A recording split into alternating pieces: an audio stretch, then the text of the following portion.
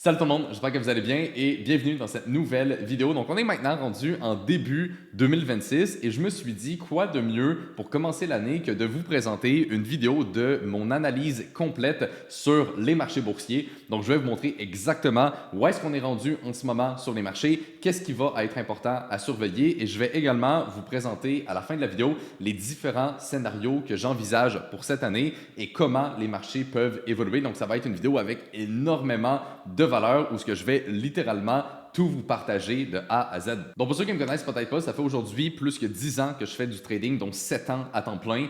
J'ai généré plusieurs millions et on a accompagné aujourd'hui presque 1000 personnes au travers de notre programme de coaching. Donc, je pense être plutôt qualifié pour vous présenter ce type d'analyse. Et évidemment, guys, comme d'habitude, avec ce type de vidéo-là, mon objectif, c'est de tout simplement rendre mon contenu gratuit meilleur que celui payant des autres. Et d'ailleurs, guys, si c'est le type de vidéo que vous aimeriez voir plus souvent sur la chaîne, donc des vidéos, disons, peut-être un petit peu plus décontractées, où ce que je suis à la maison, je vous présente des analyses, des trades et ainsi de suite, laissez-le moi savoir dans les commentaires et évidemment, mettez un like aussi sur la vidéo. Si je vois que ce type de vidéo-là vous plaît vraiment, eh bien, je vais essayer d'en faire de plus en plus au courant de l'année. Évidemment, assurez-vous aussi d'être abonné à la chaîne si ce n'est pas déjà fait. Et sans plus tarder, rentrons directement dans le vif du sujet. OK, donc la première étape qu'on va faire, c'est qu'avant de regarder qu'est-ce qu'on peut s'attendre pour 2026, on va revenir un peu en arrière et on va regarder qu'est-ce qui s'est passé durant 2025. C'est super important de comprendre que les marchés, au final, sont une histoire en continu. On a un fil conducteur avec des événements qui vont s'enchaîner et chaque événement qui s'est passé avant, eh bien, peut potentiellement impacter qu'est-ce qui va arriver dans le futur. Et donc, c'est bien important de comprendre le contexte dans lequel on est pour commencer l'année. Et donc, pour établir ce contexte, eh bien, on va revenir un petit peu en arrière. Donc, si on fait un petit récapitulatif de qu'est-ce qui s'est passé en 2025, au final, je dirais que ça a été une année quand même assez simple sur les marchés boursiers, dans le sens qu'en début d'année, on était vers ces niveaux-là. Donc, on voit que les 2 premiers mois de l'année, il ne s'est pas passé grand-chose. On était dans un marché qui faisait du surplace et on ne savait pas trop où est-ce qu'on allait se diriger. Les marchés, à ce moment-là, étaient dans un contexte, disons, plutôt haussier. On n'avait pas de risque majeur au niveau de l'économie. On n'avait pas des données qui commençaient à vraiment se détériorer ou quoi que ce soit. Donc, on était, je dirais, plutôt stable. Et par la suite, on a eu un événement marquant, c'est-à-dire le début des tarifs de Trump. Donc, cette première jambe de baisse ici a été marquée par le fait que Trump commençait à parler des tarifs et il y avait vraiment une inquiétude sur les marchés. Par la suite, les marchés se sont un peu stabilisés juste ici. Et quand l'annonce des tarifs a sorti et qu'on a vu à quel point ça allait être intense, eh bien là, le marché a réellement pris une débarque et on a fait quand même une assez grosse correction. Donc, c'est une correction qui a été assez violente et assez brusque, mais qui n'a pas duré longtemps. Donc, le marché a vraiment, je dirais, eu un niveau de peur assez élevé. Ça, on peut le voir notamment en regardant le VIX. Donc, le VIX, c'est l'indice de volatilité.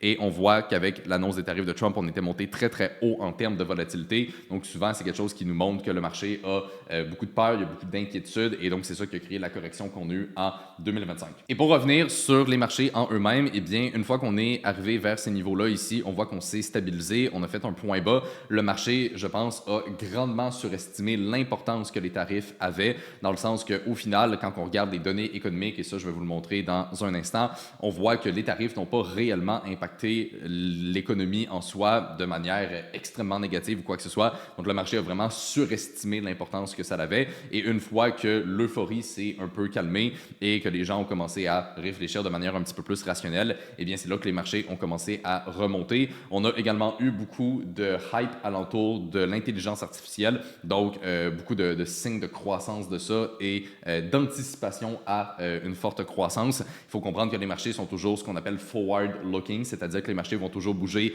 en anticipation de ce qui peut arriver dans le futur. Et donc, si on s'attend à ce que finalement l'économie va bien, les tarifs, on met ça de côté et l'intelligence artificielle prend le dessus et donc on a des perspectives de croissance intéressantes, eh bien, c'est entre autres ce qui justifie là, la hausse des marchés juste ici. Donc, on a quand même eu un très, très fort marché haussier. On voit que depuis à peu près là, les 2-3 derniers mois, on s'est un peu stabilisé vers ces niveaux-là. Mais donc, globalement, 2025 a été une bonne année où au début, on a eu une correction assez violente, mais on a réussi à reprendre cette correction et terminer en positif. Donc, si on regarde en termes de rendement en soi, on a terminé 2025 à environ le 16-17% sur le S&P et depuis les points bas, on est à peu près 42%. ce qui est énorme tout simplement. Donc 16% en soi, c'est une très bonne année et 42% en quelques mois suite au point bas ici, c'est déjà une très très très forte hausse. Donc au final, eh bien 2025 a été une année, je dirais, relativement simple en soi. Donc, on a eu la grosse correction, on a eu la reprise et concrètement, c'est pas mal ça. Donc maintenant, si on regarde un petit peu plus en détail, où est-ce qu'on est rendu en ce moment et le contexte actuel pour commencer 2026. La première chose qu'on va vouloir regarder, c'est les données économiques. Okay? Avec les données économiques, on est capable de voir la situation actuelle. Le but de ça, c'est vraiment d'avoir une vision globale. Okay? Les données économiques ne vont pas nous dire chaque micro-partie de mouvement, mais ça va nous donner un contexte général et ici, c'est réellement ce qu'on cherche à établir. Donc, premièrement, on peut regarder les données de l'inflation. Donc, on voit que l'inflation depuis l'année dernière est plutôt stable. On voit qu'on oscille entre 3 jusqu'à 2,3 pour les données les plus faibles. Donc, on est plutôt stable, disons, avec une moyenne à peu près de 2,5, 2,7 ce qui est quand même bien dans un sens parce que en réalité, la Fed a comme objectif de garder une inflation aux alentours de 2 annuel, mais par expérience, ils vont toujours tolérer un petit peu plus que ça. Donc, une inflation avec une moyenne de 2,5, 2,7 c'est quand même bien. Si on commence à remonter beaucoup dans l'inflation, mettons qu'on arriverait à des niveaux de 3, 3,3, 3,5 en moyenne, là, on tomberait dans une situation un peu délicate parce qu'on serait quand même assez élevé en termes d'inflation et la Fed va devoir essayer de gérer ça avec potentiellement des taux d'intérêt plus élevés pour créer un léger ralentissement. Mais pour l'instant, on n'est pas là. Donc, au niveau de l'inflation, on est quand même, je dirais, à des niveaux assez bien et plutôt stable. Si on regarde les données de l'emploi, on voit que les données de l'emploi en 2025 ont quand même ralenti un peu. Donc, on a commencé l'année à 4 sur le taux de chômage et on a terminé là, aux alentours de 4,6. On va avoir les prochaines données là, pour le mois de décembre qui vont sortir cette semaine au moment d'enregistrer la vidéo. Mais donc, on voit qu'on a quand même eu une légère hausse du taux de chômage et donc un léger ralentissement au niveau des données de l'emploi.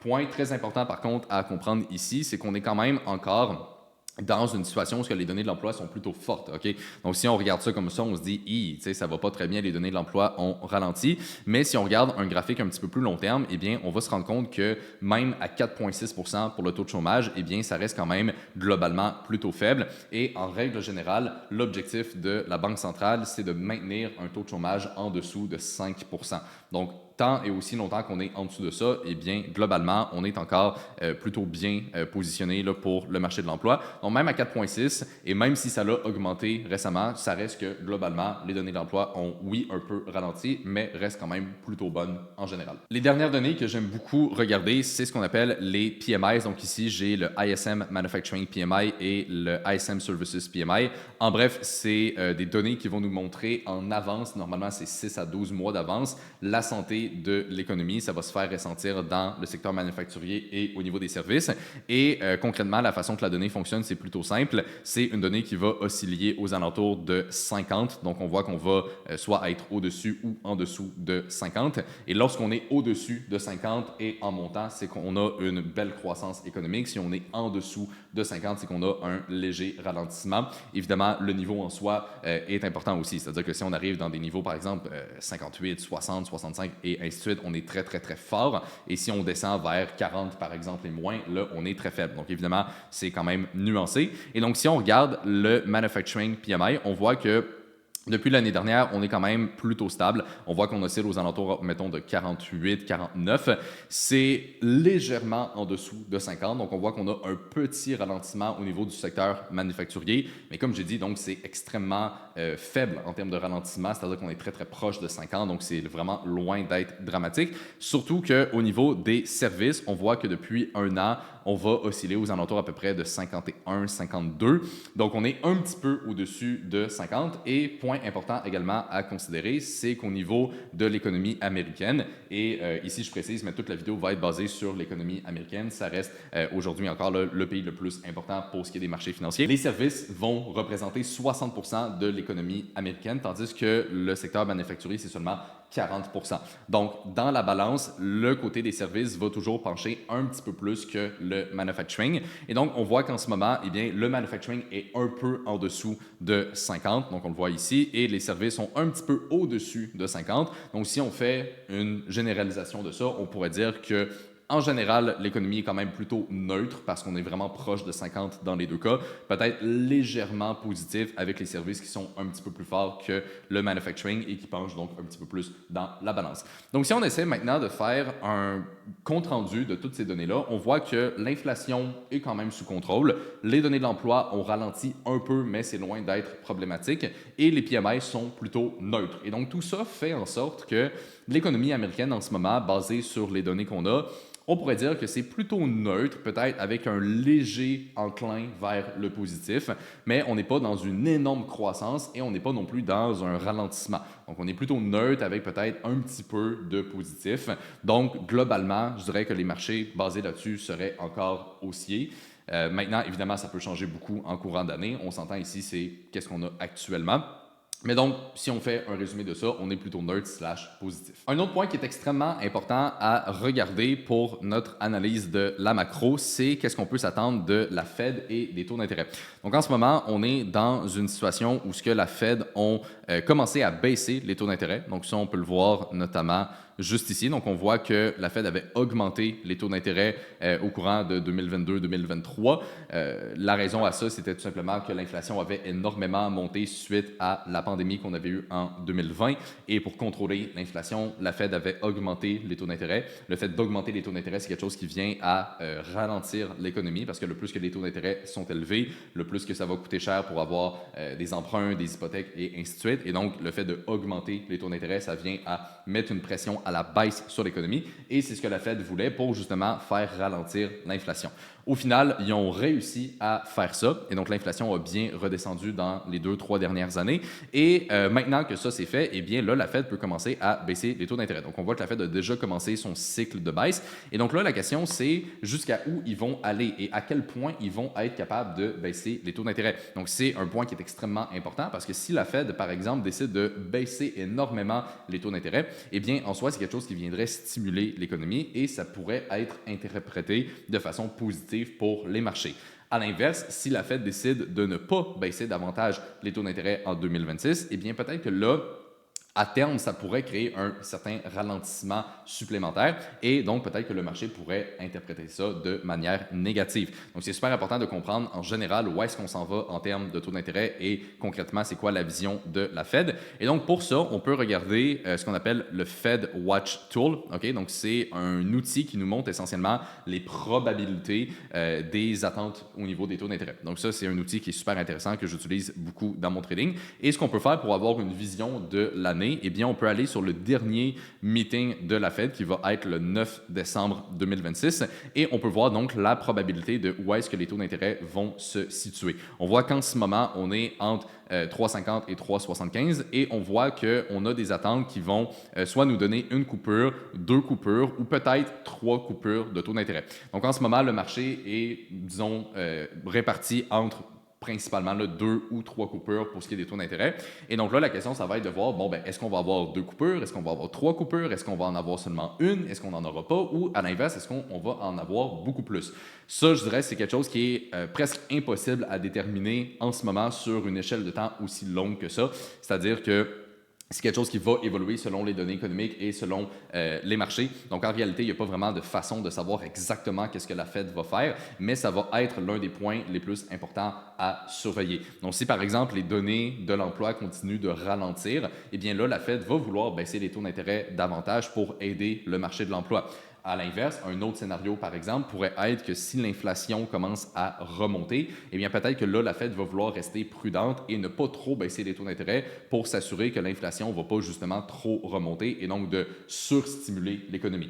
Donc essentiellement, la Fed est un peu entre ces deux camps-là en ce moment, de devoir aider le marché de l'emploi à ne pas trop ralentir, mais en même temps de garder un œil sur l'inflation et de s'assurer que l'inflation ne va pas remonter. Donc c'est un petit peu le juste milieu, si on veut, que la Fed essaie de trouver en ce moment. Et donc c'est aussi pour ça que les attentes en termes de taux d'intérêt sont assez nébuleuses en ce moment et que personne ne sait réellement ce que la Fed va faire parce que les deux côtés, eh bien, ça pourrait ralentir et l'inflation pourrait remonter et donc la Fed va devoir s'ajuster au courant de l'année par rapport aux données. Mais donc ça va être l'un des points les plus importants à suivre durant 2026. Mais donc voilà, en ce moment, on est dans un contexte où ce que les attentes sont principalement vers des coupures de taux d'intérêt. Donc avec les prochaines données économiques qui vont sortir, eh bien là, la question, ça va être est-ce que ça va renforcer les attentes de baisse de taux ou alors est-ce que ça va va plutôt nous donner une idée que peut-être que la Fed vont vouloir les maintenir un petit peu plus élevés.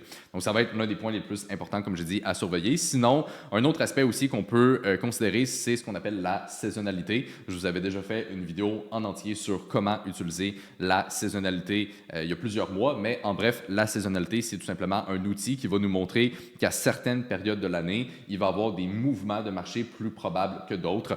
Des fois, il va y avoir des raisons environnementales, des fois, il va y avoir des raisons au niveau des taxes. Donc, quand les gens récupèrent de l'argent, ils vont vouloir investir cet argent-là, puis ainsi de suite. Bref, je ne referai pas un tour complet de tout ça, mais la saisonnalité, donc, on peut regarder ça pour les indices boursiers aussi. Et ce qu'on voit ici, j'ai la saisonnalité du S&P sur les 98 dernières années. Donc, c'est vraiment une vision très générale. On voit qu'en général, les indices boursiers sont plutôt haussiers durant l'année. On voit qu'on a tendance à faire une correction de septembre à octobre et de terminer l'année en hausse. Évidemment, la saisonnalité, ce n'est pas magique comme n'importe quel autre outil. C'est vraiment juste un outil supplémentaire qu'on a pour nous donner une vision. Donc, on voit que normalement, en début d'année, on est plutôt haussier. On corrige en été et on termine l'année en hausse. Évidemment, est-ce que ça va être 100% respecté? Personne ne le sait. Mais si on a les autres éléments qui, par exemple, nous donneraient une vision haussière et qu'en même temps, on a une bonne saisonnalité, eh bien, c'est juste quelque chose qui vient renforcer les probabilités, tout simplement. Donc, bref, le contexte actuel des marchés ressemble pas mal à ça. Donc, je dirais que globalement, les marchés sont encore plutôt haussiers, c'est-à-dire qu'on a une bonne saisonnalité, on n'a pas un énorme risque au niveau de l'économie ou quoi que ce soit. Les données sont plutôt stables, donc on pourrait dire qu'on est neutre / peut-être légèrement positif basé sur notre analyse des données économiques.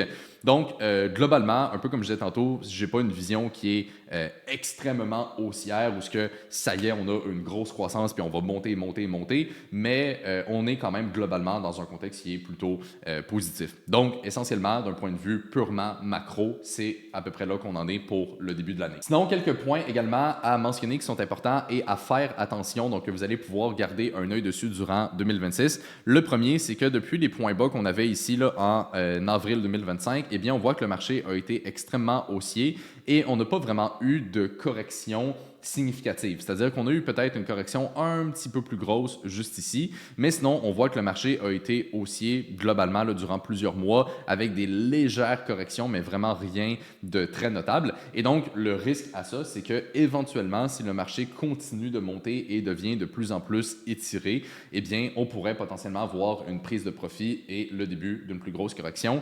Maintenant, c'est important de comprendre que le simple fait que les marchés soient un peu stretch, c'est pas un élément qui justifie à proprement dit le fait d'avoir une correction, mais c'est quelque chose qui pourrait, disons, amplifier une correction si ça venait à arriver. Le deuxième élément important à garder un œil dessus, ça va être tout ce qui touche aux tensions géopolitiques. En ce moment, on a quand même beaucoup d'éléments qui peuvent potentiellement perturber les marchés. Donc, potentiellement, un conflit entre US et la Chine qui continue, des tarifs qui pourraient peut-être revenir sur la table. Le sujet n'est pas totalement clos pour l'instant.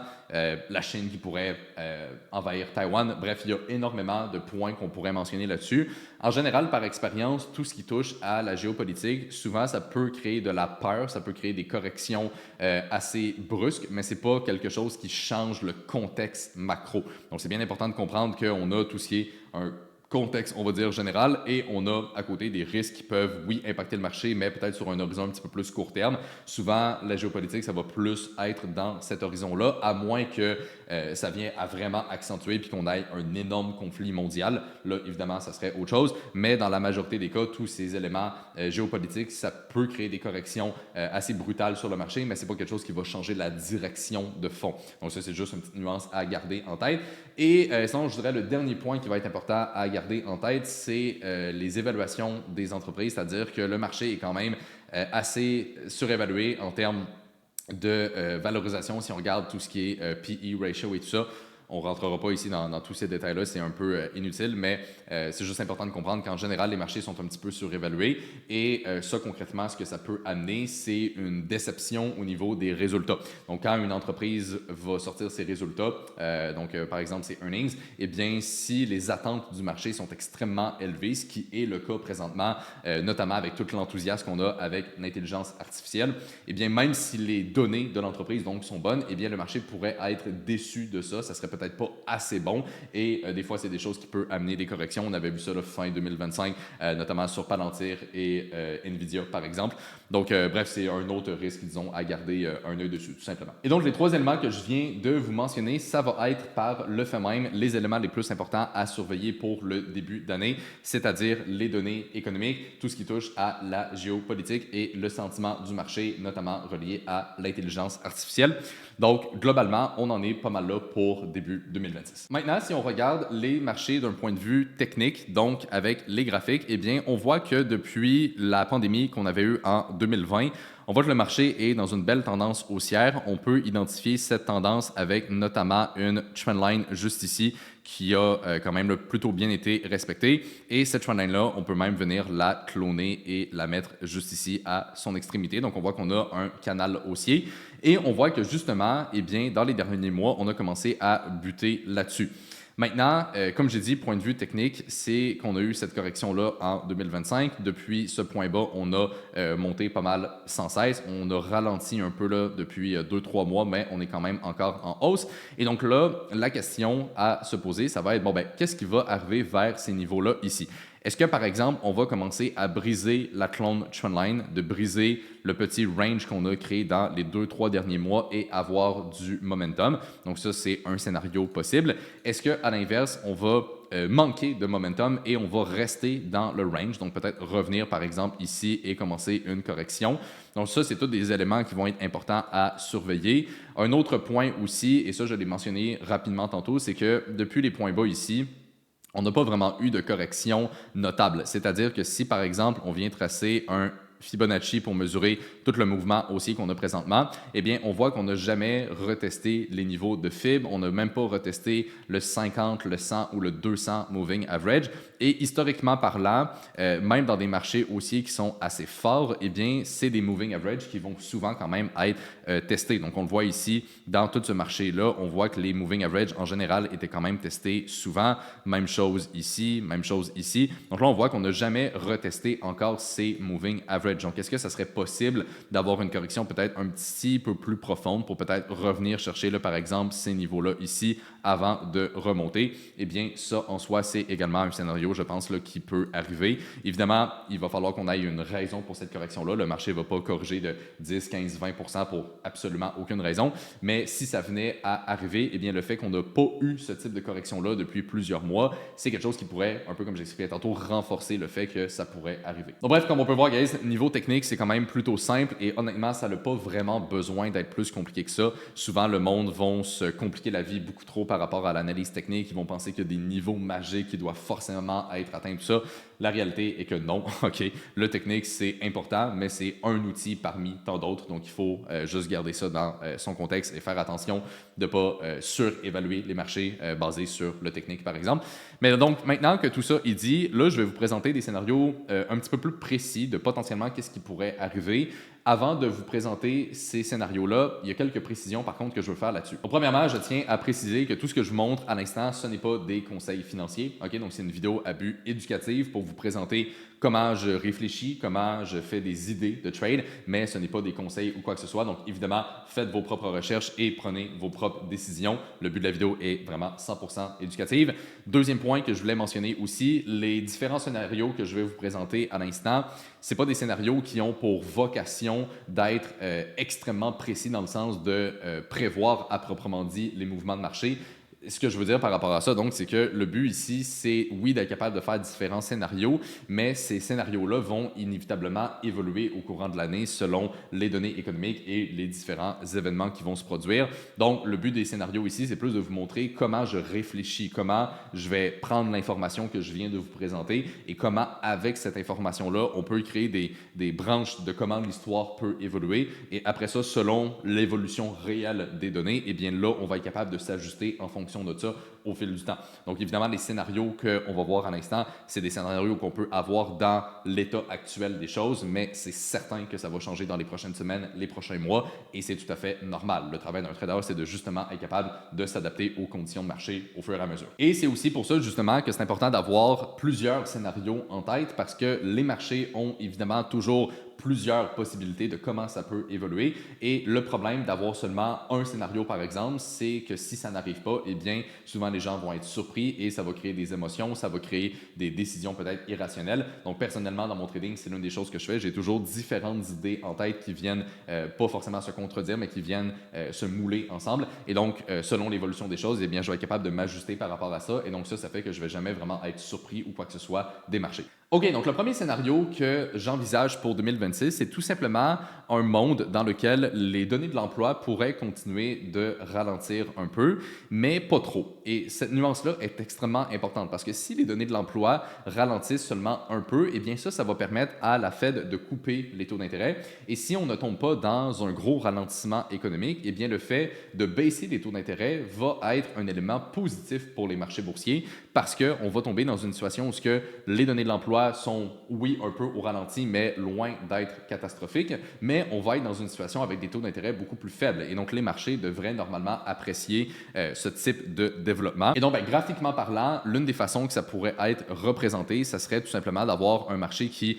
globalement, est plutôt haussier. On pourrait voir, par exemple, une hausse avec plusieurs corrections au travers de cette hausse-là, mais globalement, un marché qui reste haussier. Okay? Donc, on avait vu ça, par exemple, là, en 2021, où le marché était globalement haussier. On avait quand même beaucoup de corrections, donc le marché montait vraiment en escalier, mais globalement, on était haussier. Donc ça, c'est le premier scénario que je vois, où l'économie ralentit un peu, mais pas trop. Ça va permettre à la Fed de baisser les taux d'intérêt. Le marché devrait normalement interpréter ça de manière positive et on pourrait continuer une montée plutôt graduelle. Le deuxième scénario que je vois qui est un peu à l'opposé, ça serait d'avoir une économie qui est très résiliente, c'est-à-dire donc des données de l'emploi qui ne ralentissent pas, des PMIs qui, peut-être pour le manufacturing, pourraient remonter au-dessus de 50 et les services qui resteraient évidemment au-dessus de 50.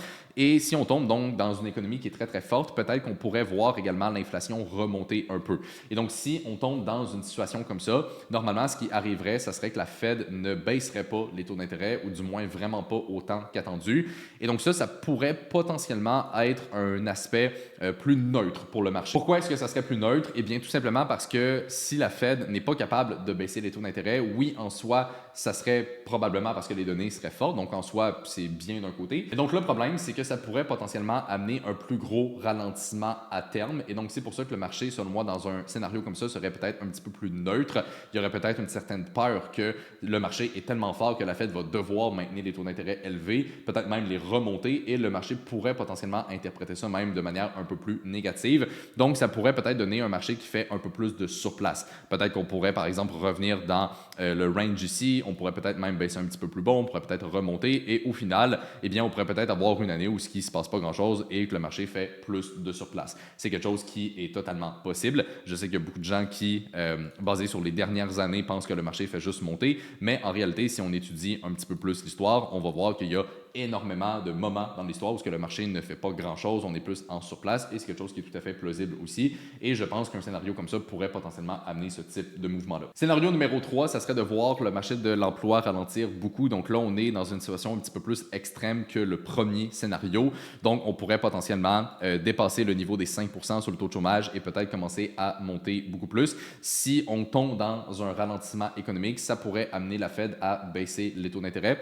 Par contre, la réaction du marché serait probablement plus négative parce que oui, la Fed va baisser les taux d'intérêt, donc à terme, ça viendrait stimuler l'économie, mais le problème, c'est qu'ils vont faire ça à cause d'un ralentissement économique et donc ça pourrait créer quand même une plus grosse correction suite à cette situation-là. Donc quand on dit plus grosse correction, eh bien c'est un peu dans ce type de scénario-là où potentiellement on pourrait revenir chercher là, les niveaux ici, peut-être même plus bas, qui sait, et par la suite, peut-être que là, on verrait une reprise et le marché remonter, mais une plus grosse correction serait envisageable dans le cas justement où les données ralentiraient beaucoup. Évidemment, tout peut arriver au travers de ça, c'est-à-dire que par exemple, le marché pourrait aussi très bien exploser et après ça faire une plus grosse correction si on a un ralentissement qui vient plus tard dans l'année. Comme j'ai dit, c'est des scénarios qui sont vraiment juste pour nous donner une idée générale de qu'est-ce qui peut arriver. Okay? Ça va changer inévitablement au courant de l'année. Mais donc ça, c'est vraiment les 3 scénarios principaux que je considère pour l'instant. Vous voyez, guys, c'est pour ça que je disais avant de vous les présenter que le but de faire ce type de scénario-là c'est pas de se dire, OK, ça va faire telle affaire, après ça, on va arriver à tel niveau, après ça, ça va rebaisser. Puis, on peut pas le savoir de manière autant précise que ça et c'est pas non plus nécessaire. C'est-à-dire que le but d'un trader, c'est pas de prédire tous les mouvements d'avance. Le but, c'est de comprendre globalement où est-ce qu'on est en ce moment, c'est quoi les éléments importants à surveiller et après ça, de faire un suivi au niveau du fondamental, au niveau des données économiques et de voir justement comment les choses évoluent. Et donc, la thèse qu'on va avoir sur les marchés va continuer d'évoluer sans cesse au courant de l'année. D'où pourquoi je disais au début de la vidéo que si c'est le type de contenu que vous aimez, eh bien, je vais peut-être refaire ce type de vidéo-là une fois de temps en temps pour vous montrer l'évolution des marchés et l'évolution de mes idées par rapport à ça. Donc, en réalité, guys, la meilleure chose que vous pouvez faire pour votre trading et pour justement bien performer en 2026, eh bien, c'est de vous former sérieusement et d'apprendre à générer ce type d'idées un peu comme je viens de vous le présenter aujourd'hui. Fait, comme on a vu, c'est vraiment une histoire qui vient s'enchaîner. Donc, on regarde qu'est-ce qui s'est passé en 2025, où est-ce qu'on est rendu début 2026, c'est quoi les éléments importants à surveiller et on essaie de faire différents scénarios par rapport à ça. Et comme ça, quand l'un de ces scénarios-là va vraiment se matérialiser, eh bien là, on va savoir où est-ce qu'on s'enligne et concrètement comment on peut structurer des trades à ce niveau-là. Et honnêtement, guys, tout ce que je viens de vous présenter aujourd'hui, donc vraiment la compréhension macro et d'être capable de considérer tous les éléments et de les mettre ensemble, c'est réellement ce qui fait la différence dans mon propre trading et également pour les étudiants dans notre programme de coaching. Et juste pour vous montrer quelques résultats de potentiellement, eh bien, à quoi ça peut avoir l'air quelqu'un qui réussit en trading, quelqu'un qui performe bien sur les marchés. Donc ici, on est sur le groupe Discord, donc la communauté qu'on a au sein du programme de coaching. Et dans le canal résultats, c'est incroyable à quel point il y en a. Juste pour vous montrer là, quelques exemples. Donc, Kevin ici qui avait fait un 2500 $, Étienne qui a eu son premier payout avec FTMO, donc un beau 2000 $ US de profit. Samuel ici qui avait fait 20 000 $ de profit. Bref, on pourrait remonter sans cesse et je pourrais vous en montrer des dizaines et des dizaines et des dizaines. Vous voyez, c'est tout le temps ça. Là. Mel, un autre payout avec FTMO. Bruno qui a été fundé et qui a aussi eu un payout. Kevin ici encore. Bref, c'est littéralement tout le temps la même chose. NG qui a passé là, sa phase 1 et ainsi de suite. Bref, c'est juste incroyable, guys, à quel point on a des résultats au sein du programme. Donc, du monde qui font quand même des gros chiffres, des gens qui se font fonder avec les firmes, des gens qui ont des payouts et du monde qui réussissent même à en vivre. Et donc, toutes ces personnes-là qui réussissent bien au sein du programme, mais comme je l'ai dit, c'est principalement grâce à leur compréhension fondamentale. Vous l'avez vu, tout ce qui est analyse technique, ça reste important, mais c'est pas quelque chose qui forcément doit être extrêmement compliqué et c'est pas non plus le Saint Graal. Souvent, c'est l'une des erreurs que le monde font de trop se concentrer là-dessus. Et à côté, vu qu'ils n'ont pas de compréhension macro, eh bien évidemment, ils sont pas capables de générer des idées de trade et ça fait que c'est un peu tout croche. Donc bref, si justement c'est quelque chose, guys, qui vous intéresse de vraiment amener votre trading à un autre niveau en 2026. Donc, si vous en faites déjà, mais que vous n'avez pas vraiment les résultats que vous voulez, ou alors si vous voulez tout simplement vous lancer en trading et faire les choses de la bonne façon, je vous invite, guys, à regarder le lien dans la description de la vidéo. Ça va vous amener vers une autre vidéo qui est tout simplement une vidéo présentation où ce que j'explique beaucoup plus en détail, eh bien, comment ça fonctionne au sein du programme, comment on fait pour devenir rentable et surtout comment on fait pour aller chercher le plus de capital possible avec lequel on peut trader. Donc, ça va déjà vous mettre beaucoup plus en contexte par rapport à ça. Et si par la suite, c'est quelque chose qui vous rejoint et que vous voulez vraiment travailler avec nous en one-on-one, parce que comme je l'avais déjà mentionné dans plein d'autres vidéos, ce qu'on fait, c'est vraiment du coaching individuel, eh bien, vous allez avoir l'option donc de planifier un appel directement avec moi ou un membre de notre équipe et on va pouvoir prendre le temps avec vous de regarder votre situation, vos objectifs et de voir vraiment si on peut vous aider. Donc, si c'est quelque chose qui vous intéresse, allez voir, guys, le lien dans la description de la vidéo. Allez planifier un appel et on va être capable de faire le point avec vous. Sinon, guys, j'espère que la vidéo vous a plu. J'espère que ça vous a apporté de la valeur. Si vous l'avez apprécié, évidemment, mettez-y un like. Je vous remercie de l'avoir écouté jusqu'à là. Et là-dessus, on se retrouve dans la prochaine.